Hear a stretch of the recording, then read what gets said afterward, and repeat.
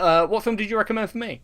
Oh, so I got you right into the Christmas spirit. Yep, as you always do at Christmas. Yeah, I recommended to you Silent Night, Deadly Night 2.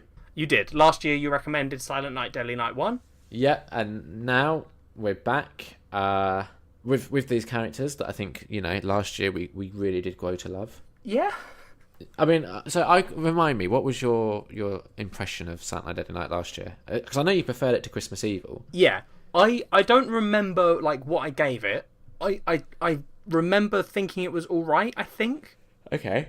I think that it was a generally sort of yeah, it's good. I think I'm sure that I said I'm looking forward to the next one.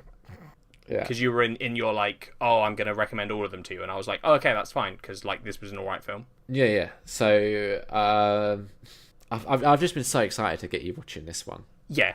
Did you heed my advice and rewatch the first one before watching this one? No, I didn't, and I'm glad I didn't. That's a real because listeners, if you haven't watched the Silent Night, Deadly Night series, Liam has been sitting on a 2-year-long joke, which sort of boiled down to me rewatching the first one, which I didn't do, but he still finds it hilarious. Yeah. The first 40 minutes of this movie are a literal it's not. I want to say a catch up but it's not. It's a recap, but it isn't because it's 40 minutes long. it's there's a certain point where you aren't recapping anymore. It's a recap where it misses out all of the slow moments. Yeah, it's literally just any exciting bit from Silent Night, Deadly Night 1 is in the opening 40 minutes of Silent Night, Deadly Night 2. Yes. It's brilliant. I'm just quickly looking up the runtime of Silent Night, Deadly Night 1. I think it's an hour and a half. So, you're literally half the film.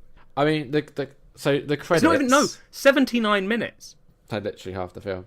Yeah, over half. No, so half, yeah. A fun fact for you with Silent Night, Deadly Night 2 is they used so much of the first film that in the closing credits they have to list everyone that was involved in the first film. That doesn't surprise me, because it is half of this movie is half of the first one. Yeah. It's a real issue in that I really like the second part of this film. Yeah. So this this film could have been a really high rating from me, except I have to take into account that they made me rewatch Silent Night, Deadly Night 1 without sort of telling me beforehand. But that's also kind of brilliant, right? Yeah, should we do a plot synopsis of not the first 40 minutes necessarily? Basically you're following the younger brother Ricky, who, if listeners remember the review from last year, ends the film by saying naughty. Yeah, after seeing his brother get killed. Yeah, which is the same thing that his brother did when he was going crazy. So you get that you're like, oh, okay, Ricky's taking up the mantle. Yeah. Which he does. Yeah. He is in a mental asylum or possibly a jail. I think it's a mental asylum. Yeah, that's true, because he's had 13 psychologists or something. Yeah. But he's getting interviewed about a crime that you don't know about yet. Yeah. And so he recaps he's explaining his life, and that's why you get the recap of the first film. He does recap some stuff that he didn't know about, which is a bit of an issue. No. I mean, I'm assuming he just is accurately guessing. I mean, my favourite bit that was sort of well, Ricky, you cannot know this, was they're talking about how Billy, the older brother, there were loads of Santas out that night. Yeah. So they're stopping all the Santas, and you get a shot of Billy walking along a road and then hiding from the police. Yeah. And I was like, cool. There is no one there, and 10 minutes after this, Billy gets shot. So no, but he didn't tell anyone. There's also a really, really good bit as well, where not even Billy would have known this, let alone Ricky, where the police mistakenly go into the wrong house following a Santa, only to be revealed it was the little girl's dad. Yes, yeah. So just a character completely unrelated to everything. So Ricky wouldn't have known that. So it wouldn't have made it into the news. Yeah, exactly. There is literally no way for either of the main characters from either of these films to know that happened. No, it's incredible. But it is mentioned in the flashback excessively. Yeah. And the bit that does make this flashback sort of stuff slightly better is... I don't know what the actor's name is. I didn't do any research. Who plays Ricky? Eric Freeman. So his acting... Yeah. I love it. I've got a bit of trivia for you about his acting that I've just seen on IMDb. Ricky's eyebrows move up and down 130 times. Yeah, I believe it. It's incredible. Which you might listen to that and think, oh, that's not a lot. Bear in mind, 40 minutes of recap. His eyebrows are like the best thing ever. I love it. Yeah. He is incredible. He is an incredible actor that I think is hugely underrated. Yeah, no, honestly, his like portrayal of insane. It's maybe not, a factually accurate portrayal of insanity. Yeah. But it gets the point across. You're definitely watching it being like, this character is definitely not okay. Yeah. Oh, it is such a shame that it's 40 minutes of recap. But equally though, isn't that a good thing? No, why? Because now you don't ever have to watch the first one again. You can just watch number 2. No, yeah, that's true. I did say that to you. Yeah. If you want to jump, even if you want to jump into this franchise, you can safely skip the first film. I've got a fun fact for you about it. Go on. The BBFC rejected a UK video release of this movie in 1987 after the distributor refused to edit a double murder scene and shots of a topless woman being killed. Is that the woman that gets impaled on the deer? I believe so, yeah. So that is actually a scene from the first film. Yep. Yeah. Oh, it's so good. Another bit of trivia for you, just Yep. while I'm on this page. So the producers of Silent Night, Deadly Night wanted director Lee Harry to recut the first film and insert 1 or 2 new scenes with Eric Freeman playing the mental patient. And the idea behind this was to make the story in the original film appear to be nothing more than the ravings of an asylum inmate. But the screenwriters wrote short scenes involving the patient's youth as he killed several people, and eventually this became the sequel, but there wasn't enough material for a full-length film, which is why they use so many flashback sequences. But then the film still ran short, so almost 10 minutes of closing credits were added. Jesus. I mean, this is the sort of movie that 100% was just made for a quick buck. Oh yeah, 100%.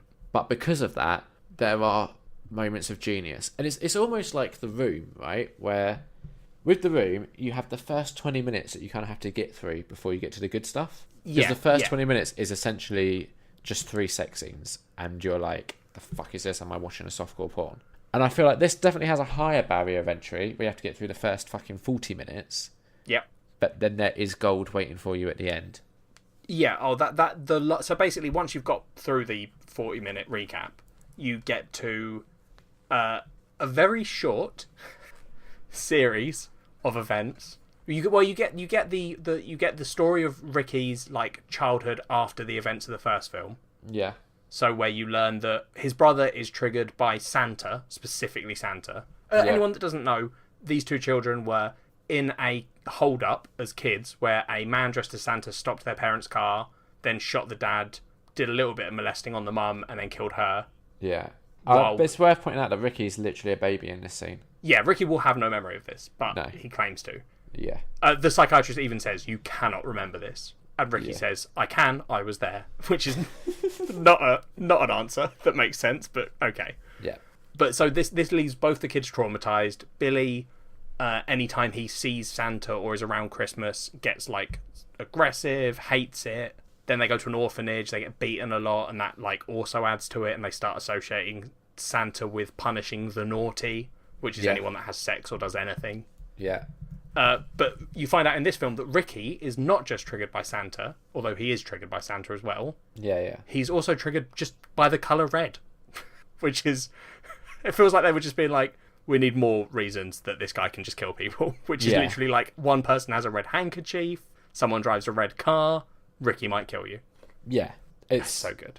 And there's a brilliant scene, just to really hammer this home, where the psychiatrist makes a note that just says red car. Yeah, oh, that's so good. He's so engrossed in writing down red car that he doesn't notice Ricky sneak up behind him and then go, red car, very observant. And then just the whole way Ricky talks is so good. It's brilliant. It's one of the greatest performances, I think. It's just, seriously, if you haven't seen this film, go see it, because you can skip the first 40 minutes if you want. It's so good. The thing is, the first 40 minutes, it does keep cutting back to the psychiatrist, so it's hard to just skip because there is new material there. Yeah. Then there's obviously, so last episode I asked you to look out for the meme.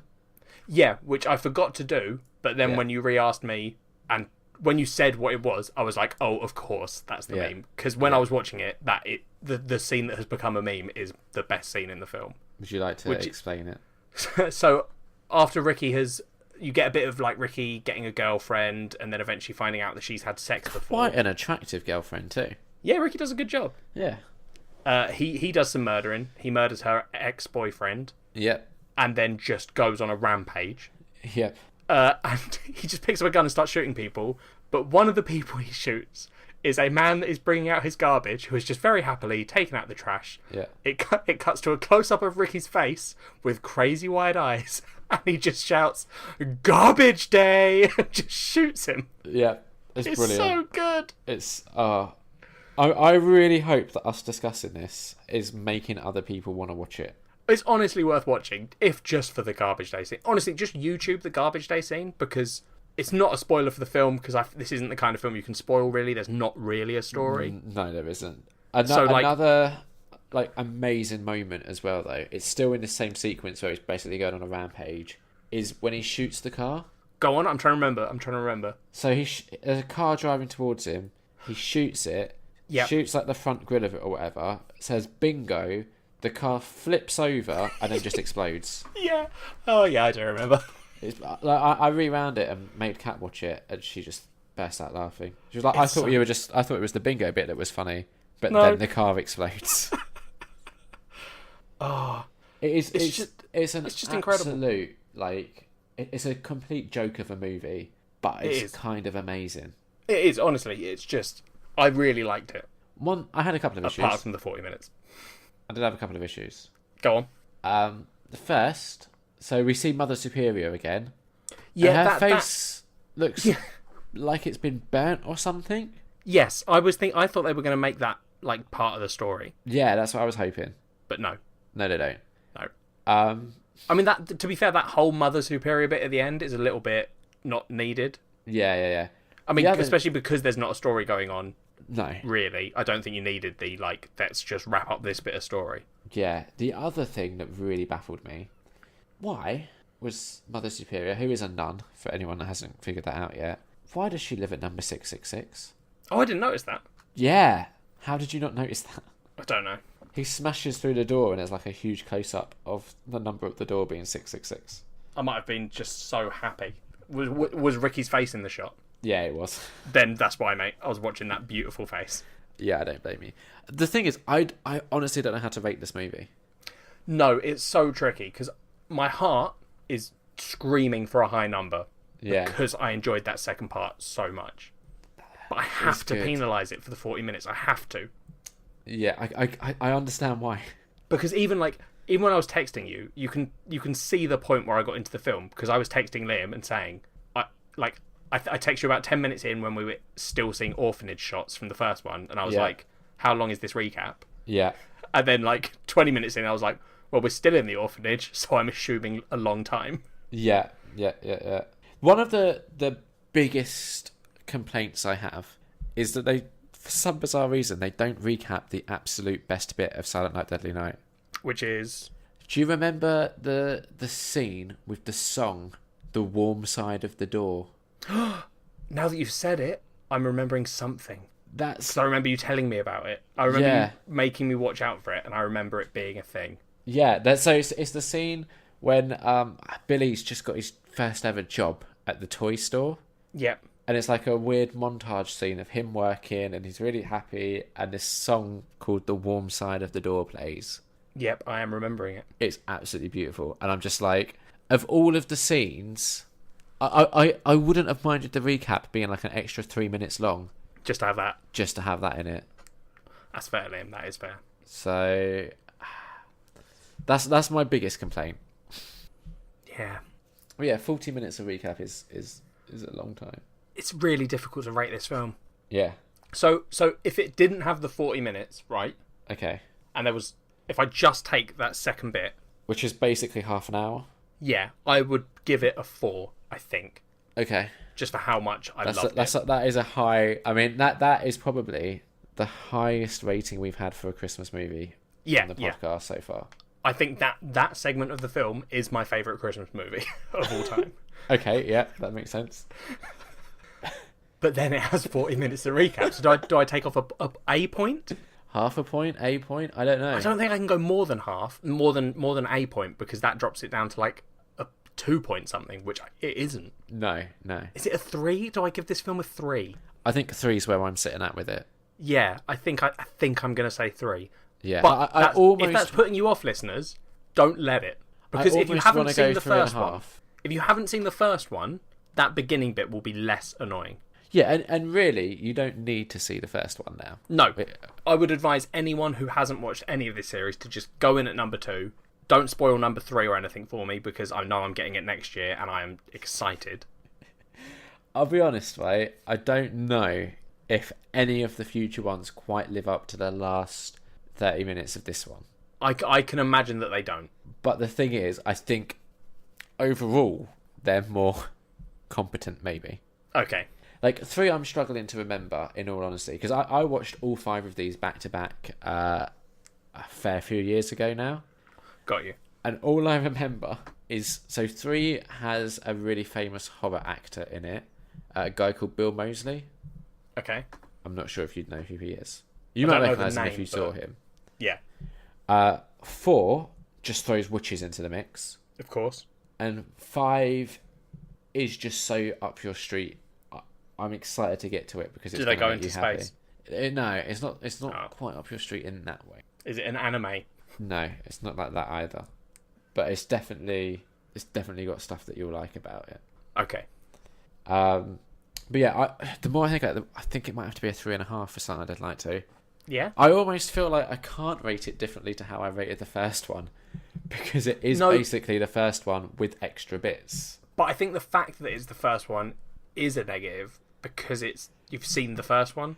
Yeah, you know what I mean? Like if you went to see Jurassic Park 2 and it was just Jurassic Park 1 again, that is a 0 because I wasn't trying to watch the first film. But I just, for Eric Freeman alone, I mean, he is most of the 3. He's like those eyebrows.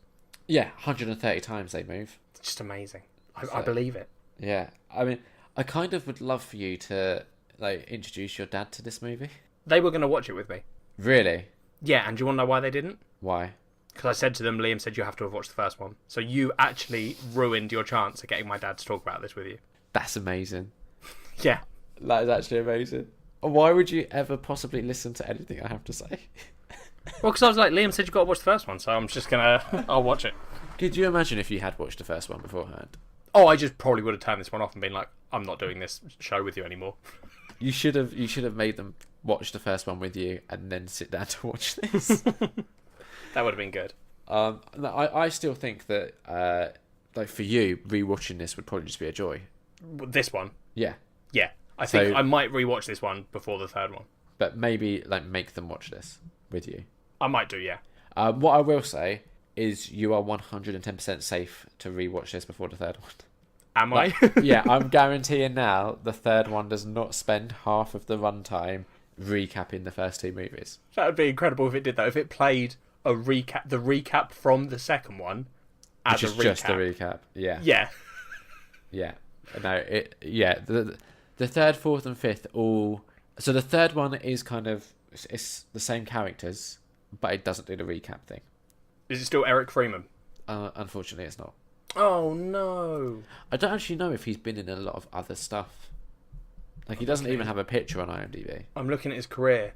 It's 15 acting credits. He is best known for Silent Night, Deadly Night Part 2, Murder Weapon, and Ghostwriter. Murder Weapon looks fun. I mean, Ghostwriter, he's credited as guy number 1. Wow, this is incredible. In 2004, the directors of Silent Night, Deadly Night Part 2 tried to find him for the commentary track of the DVD release, but they were unable to track him down. Yeah. That's incredible. Yeah. So hopefully, everyone's now feeling more festive. Whoa, Liam. Yeah? That's a sick film. I don't know if it counts. It's a loose remake of the first one. Exactly, that's why I'm not sure if it counts. Hmm. If I go to the connections on IMDb, it just says it's followed by 3, 4, and 5. Fair enough. And when it comes to films, I tend to use IMDb as the Bible. Well, maybe we can do it as a special in that year. Yeah, well, yeah, maybe. I mean, we'll see. The other thing is, I've found a list on Letterboxd of Christmas horror movies. Yeah. There's 72 films on that list. So 72 years of Nerd on Nerd. Yeah, we're basically sorted for our Christmas specials for the next 72 years. And that's Perfect. providing no new Christmas movies come out between then and now. Yep, that's true. There we go. We're sorted, Liam. Yeah, I mean, you're sorted. I don't know what guff you're going to recommend me next. I'm going to find you something, Liam. Can it be something good? That's all we've got time for on this week's Nerd on Nerd. How do people get in contact with us, Liam? Tweet us, email us. Where can they tweet? At Nerd on Nerd. Where can they email? nerdonnerdpod@gmail.com. Where can they stuff? When they put what? You said email. Yeah, and well, you got stuff. Facebook as well, haven't you? Where can they stuff? Facebook. Facebook.com/nerdonnerd. Pod. Pod. All Maybe. one word, I think. Yeah, it is. Cool. Rate Rate and review us on iTunes. That'd help. Yeah, you could. You can comment on SoundCloud. Yeah, Lee does it. He does. Go talk with appreciate Lee. it. We like Yeah. Lee. Yeah, we do. We need to get Lee and Jason on at some point, Yes, we do. guesting. Well, I guess it's time to start wrapping up this very festive special. Terrible. Did you not like that? Terrible. Terrible. What was wrong with that? It was bad. It was just bad. I thought that was quite good. No, I didn't like it. What would you like to see under your tree this year at Christmas? Ellie or Liam? Neither. Imagine how horrifying that would be to get either of us. I'm picturing just me with what's it called? Like literally just wearing a Santa's hat, and then one of those little what's the ribbon things that you just stick on top of presents? Yeah, I know what you mean. One of those just covering the special bits. I knew what you mean because weirdly that is the same image I have. Yeah. Bye. Bye. Liam, what are we doing next time? Your name. Done.